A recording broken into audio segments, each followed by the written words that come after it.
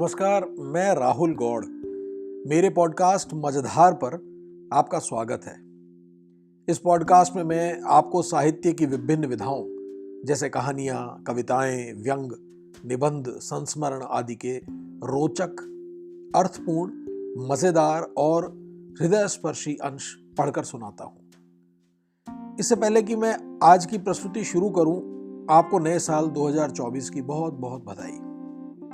मुझे यह भी आपको बताते हुए बहुत खुशी है कि इस जनवरी आपके इस पॉडकास्ट ने 3 साल पूरे कर लिए हैं। मैं यहाँ तक आप श्रोताओं के प्यार और प्रोत्साहन के सहारे ही आ पाया हूँ। आपका बहुत बहुत धन्यवाद। एक निवेदन मैं करूँ कि कृपया पॉडकास्ट को अपने लिसनिंग प्लेटफॉर्म पर रेटिंग ज़रूर दें, जिससे कि एल्गोरिदम के ज़रिए ये पॉडकास्ट आप जैसे अन्य सुधी श्रोताओं तक भी पहुँच सके। आप इसका लिंक भी अपने परिवार और मित्रों में कृपया शेयर करें। जी, तो साल 2024 के पहले एपिसोड में मैं आपके लिए कुछ स्पेशल लेकर आया हूँ। आज मैं आपके लिए बहुचर्चित प्रख्यात हिंदी उपन्यास रेत समाधि, जो गीतांजलि श्री जी ने लिखी है, के 2 अंश पढ़ूंगा। रेत समाधि के अंग्रेजी अनुवाद टूम ऑफ सैंड, जो कि डेजी रॉकवेल ने किया है, को वर्ष 2022 का प्रख्यात इंटरनेशनल बुकर प्राइज सम्मान मिल चुका है। न केवल हिंदी बल्कि किसी भी भारतीय भाषा के अनुवाद को यह सम्मान इतिहास में पहली बार मिला है। इस पॉडकास्ट के जरिए, चाहे देरी से ही सही, गीतांजलि जी को एक बार फिर बधाई और डेजी रॉकवेल जी को भी बधाई। बुकर मिलने से पहले ही साल 2018 में जब ये उपन्यास छप कर आया था, इसने हिंदी साहित्य की दुनिया में खासी हलचल मचा दी थी। कारण था इसका बिल्कुल नया अनदेखा भाषा प्रयोग और कहानी कहने की शैली। कई स्थापित साहित्यकारों ने और कुछ पाठकों ने इसकी भाषा को खासा दुरूह और असंगत व्याकरण से ग्रसित बताया था, परंतु एक ज्यादा बड़े पाठक वर्ग ने और बहुत से नामद साहित्यकारों ने इस नई शैली को, इस नई पुस्तक को हाथों हाथ लिया और इसे बहुत प्यार मिला। स्वयं मैंने पहले अगस्त 2022 में रेत समाधि पढ़ी थी और इसके अनूठे भाषा विन्यास, इसकी नई व्यंजनाओं और बिंबों ने मुझे चमत्कृत कर दिया था। वैसे भी भाषा कोई मृत वस्तु नहीं है, वह हर पल कुछ कुछ नई गढ़ी जा रही है और गीतांजलि जी ने रेत समाधि में नए शब्द प्रयोगों, नए विन्यास से एक बिल्कुल जादुई से लगने वाले संसार की रचना कर डाली है और यह निश्चित ही एक कालजयी उपन्यास बन पड़ा है। इसकी कथा वस्तु में एक आम भारतीय परिवार में एक 80 वर्षीय दादी एक दिन अचानक समय, स्थान और सरल सीधे उपन्यास प्लॉट, इन सभी की परिधि तोड़कर मनसा वाचा कर्मणा कहीं और जा बैठती हैं और फिर क्या क्या घटता है। मैं गीतांजलि श्री जी का बेहद शुक्रगुजार हूं कि उन्होंने मुझे इस उपन्यास के अंश वाचन की अनुमति दी है। गीतांजलि जी, बहुत बहुत धन्यवाद। मैं जानता हूं कि श्रोता इसे बहुत बहुत पसंद करेंगे। मैं बताता चलूं कि ये पुस्तक राजकमल प्रकाशन ने छापी है और मेरा आग्रह है कि पूरे आनंद के लिए ये पुस्तक जरूर खरीदें। अब मैं आपके लिए पहला अंश पढ़ता हूं। तो इस पहले अंश में बात है परिवार की। बात सुनिए और बात का अंदाज़े बयां सुनिए। कहना चाहिए परिवार को, जबकि कहते हैं महाभारत को, कि जो दुनिया में वो उसमें, और जो उसमें नहीं वो कहीं नहीं, कवि के तस्वुर में भी नहीं। यानी भूला भटका आतंकवादी, गर्मा भरमा वामपंथी, नारीवाद और नारी, हरवादी और जीती हारी, सब परिवार में। या महाभारत में, जिसे जैसे रुचे पचे। महाभारत में दुनिया, दुनिया परिवार में, और इसलिए परिवार में महाभारत, जो रोज रोज के हंगाम, हरेक एक महाभारत। इसलिए परिवार के हर सदस्य को पता है कि जो मुझ में वह किसी में नहीं, और जो मुझ में नहीं वह होने लायक नहीं। और ये कि मेरे पास दिमाग है, औरों के पास पैसा, और ये कि मेरा फायदा उठाया सबने अब हम नहीं बाकी करें। और ये कि हम दूर रह के भी रहमदिल, तुम वहीं हो पर कितने बेरुखे। और ये कि हमेशा हम ही देते हैं और आप हमेशा लेते हैं। और वाह आपकी सूझ, जिसमें आप तो मिलनसार, हम वही तो मतलबी यार। आप चुप तो विनयशील, हम चुप तो काइयां। आप करें सो शिष्टाचार, वही हम करें तो लल्लो चप्पो। आप कहें तो साफ गोई, हम कहें वही तो बदतमीज। हम पूछ लें तो अश्लील जिज्ञासा, आप पूछें तो हमदर्दी। हम करें तो हमारी सुविधा, आप करें तो आपकी कृपा। हम करें तो कंजूस, आप करें तो किफायती। हम चुप तो घमंडी, आप चुप तो शर्मीले। हम तो बड़े सीक्रेटिव, पर आप तो बस रिजर्व्ड। और हमारे फैशनेबल कपड़े नकल, आपके जमाने से कदम ताल। और हमारा गया तो ऐसा क्या बवाल, और आपका गया तो लुट गए हाय हाय। और हमने किया तो क्या किया, और आपका इरादा वो भी किया। यानी हम वो जो हमने किया, आप वो जो आपने सोचा। और हमने कहा तो कटाक्ष, आपने कहा तो मजाक। और हमने अपनी बताई तो मियां मिट्ठू, आपने बताई तो सहज सत्य। और हमने पा लिया तो हथियाया, आपने पाया तो आपका अधिकार। और हमने कहा तो हमारा गुमान, आपने कहा तो आप तो हैं ही सही। और हम गुस्साए तो ह्यूमर की कमी, और आप गुस्साए तो आत्मसम्मान। और हम कर गए तो कर्तव्य था, आपने किया तो बड़प्पन हुआ। और हम सफल तो आपका सहारा जो मिला, और आप असफल तो हमने अड़ंगे जो डाले। और जी हम रह गए तो हम काहिल, आप रह गए तो आप त्यागी। और जी हम न समझे तो पैदल, आप नहीं तो भोले। और जी आपको हमसे वैर तो हम इसी लायक, हमको आपसे वही तो हम ईर्ष्यालु। और जी हमने किया तो स्वार्थ, आपने वही तो परमार्थ। और अगर हम ना करें तो बेपरवाह, मगर आप ना करें तो मजबूरी।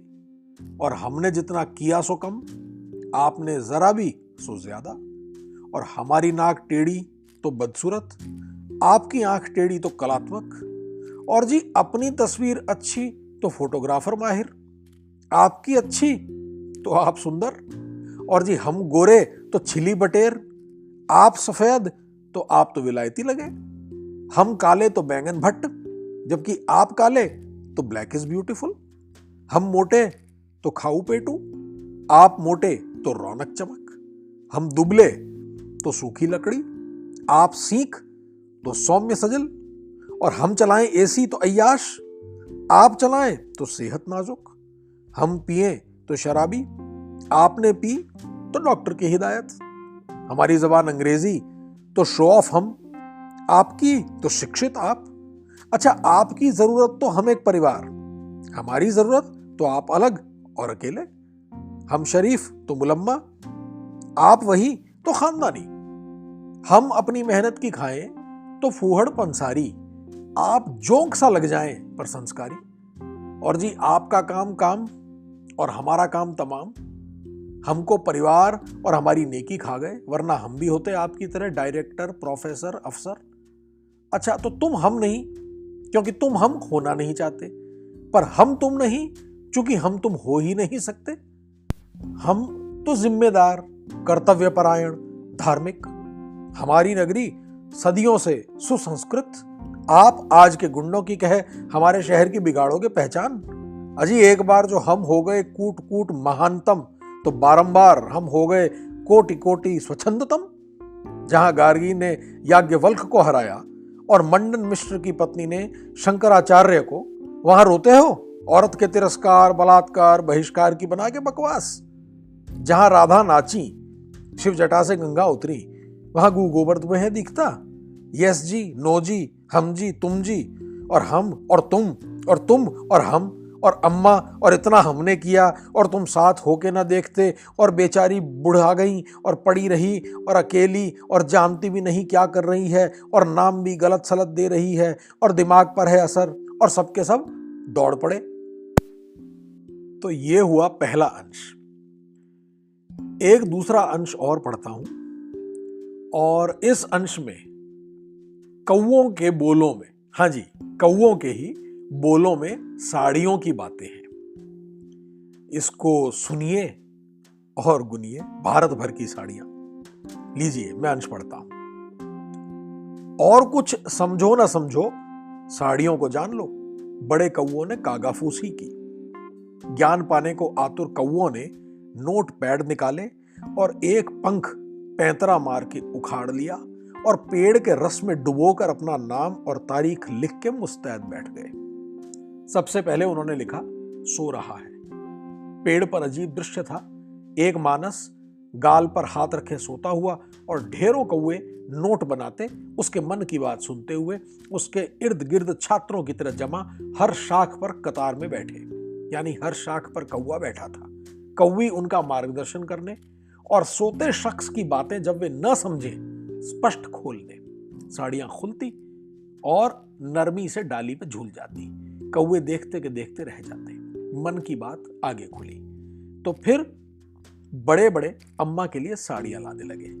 कोटा जाते हो सुनकर तो अम्मा ने ही कोटा डोरियां मंगाई, हल्की गाय के दूध के रंग की, उसी रंग के चार खानों में फैली पतली जरी की। सफेद लानी चाहिए, बड़े ने खुद से प्रश्न किया, पर इतनी प्यारी थी और मातमी सफेद कहां।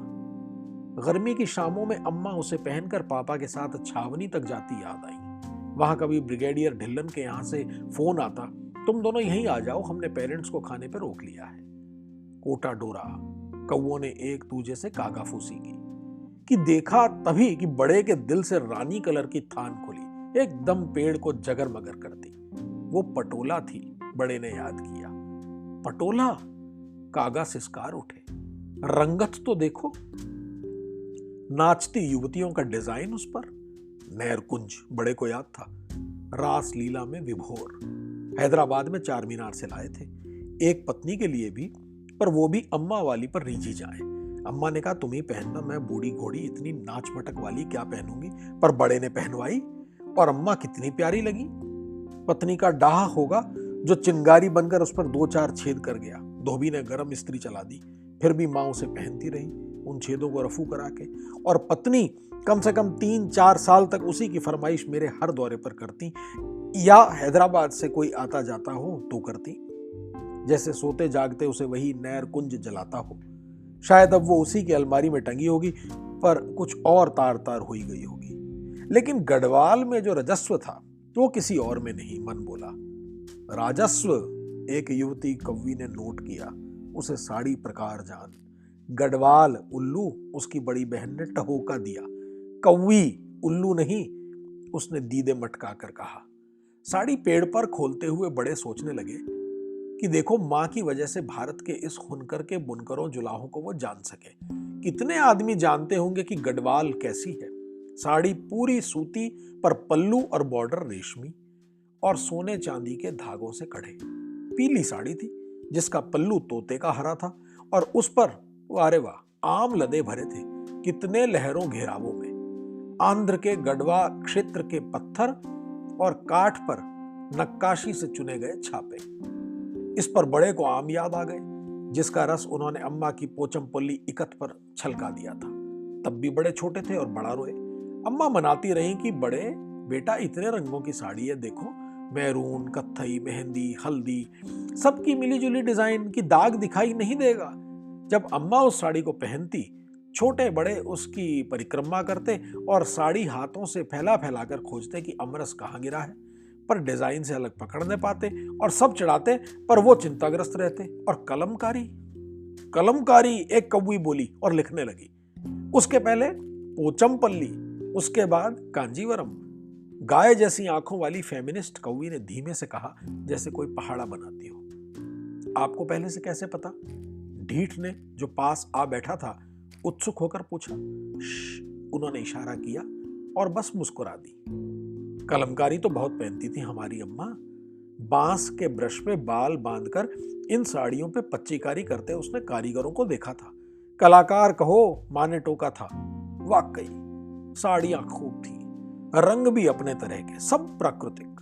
भूरा, कत्थई, गाढ़ा, तांबई, जड़, सुपारी, लोहा, तांबा, हल्दी से, फूल, पत्ती और एक में नील भी था। वो किस अर्क से बनाया होगा ये जानता था तो भूल गया हूं। और कांजीवरम, जिस पर ढीठ ने विस्मय से कौवी को देखा। अरे आपने सच्ची कैसे पहले से काऊ कर दी? और वो फिर राज राज मुस्कुरा दी।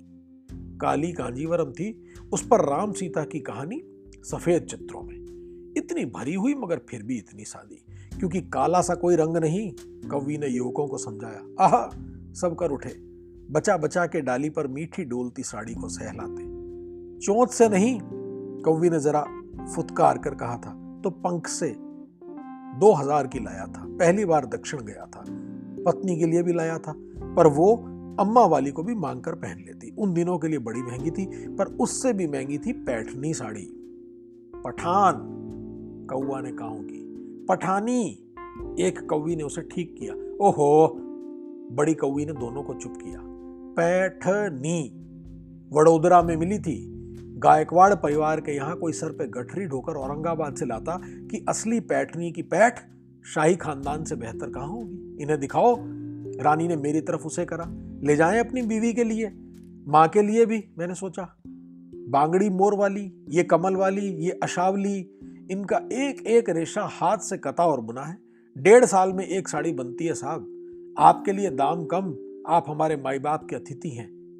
एक जामुनी चुनी, एक काही, इसे भी पेड़ पर लटका दिया और एक कौवा छात्र ने उसे जतन से पत्तों में लपेट दिया कि कहीं नुकीली टहनी में फंस के उधड़ने न लगे। फिर सब मुड़ के बड़े को कौतुक से देखने लगे, क्योंकि वो हंसने लगे थे। जब तमिलनाडु का अपना सफर याद आया, जहां उन्हें राह चलते दुकान में एक लाल ईंट के रंग की साड़ी दिख गई। बाकायदा गाड़ी रुकवा के अंदर गए और उसके बारे में पूछा।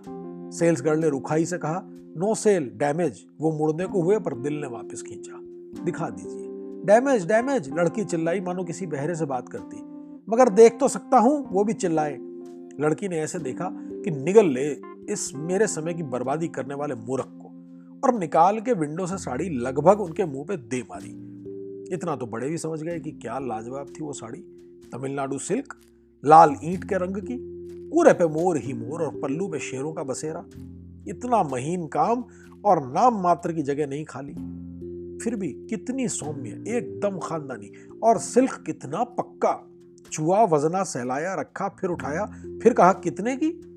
वो लड़की यूं की किस पागल से पाला पड़ा। डैमेज। वो अब सजा सुनाते अंदाज में चीखी और दिखाने लगी, यहां से यहां तक एक चीरा, यहां भी फटा, ये एक और। पर बड़े भी समझ चुके थे, ये एक ही ऐसी साड़ी है दुनिया में, कोई बात नहीं। और उस जमाने में और गिरे दर पर कुछ हजार की लाए। आय हाय, वो साड़ी अम्मा ने पहनी और धर्मपत्नी ने भी। चीरे रफू करा दिए। उन दिनों का रफू भी खूब। उसे अम्मा कालीन की तरह लपेट के, उस पर एक और साड़ी लपेट के, कागज में रिबन बांध के अलमारी में खड़ा करती कि नहीं तो कट जाएगी। इस पर बड़े को वो साड़ी याद आ गई जो इस साड़ी पर लपेटी थी, टिश्यू की, बादलों का रंग, और उसमें खुला सुनहला असली सोना। क्या बात थी। उन्होंने एक डाल पर उसे लटकाया तो कौवे मस्त हो गए। सोना? जी हां, बड़ों ने बताया, इसको लोग पिघलाते हैं सोना पाने। हम तो कभी ना बिगाड़े। एक ने रिझाई से हाथ लगाया। बचा के दूसरी चिल्लाई, ये भी कटेगी अब। अरे इसे देखो।